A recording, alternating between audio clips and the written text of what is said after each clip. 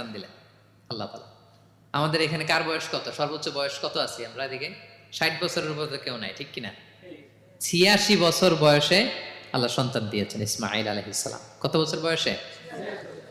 সন্তানটা আদরের নাকি? হ্যাঁ, আদরের না? শেষ কালে একটা সন্তান পেলেন 86 বছর বয়সে।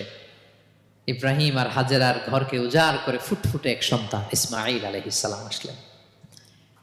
ভালোবাসা, আদর যেন ঠিকরে পড়ে, এত গদগদ ভালোবাসা। এবার বললেন, যাও হাজেরা আর দুধের সন্তান ইসমাইলকে মরুভূমিতে ফেলে দিয়ে আস। বলতে দেরি, রেখে আসতে দেরি নেই। এটাই হচ্ছে ইব্রাহিম আলাইহিস সালামের আনুগত্য। ধুধুমরু প্রান্তরে হাজেরা আর ইসমাইল আলাইহিস সালামকে রেখে আসলেন। চলে আসলেন, বুকটা ফেটে চৌচির। 86 বছর বয়সে একটা দুধ সন্তান পেলাম, দুধের বাচ্চা, আমার স্ত্রী সহ মরুভূমিতে রেখে আসলাম। রেখে আবার থাকাও যাবে না, যাও তুমি ফিলিস্তিনে, এরা থাকবে মক্কা।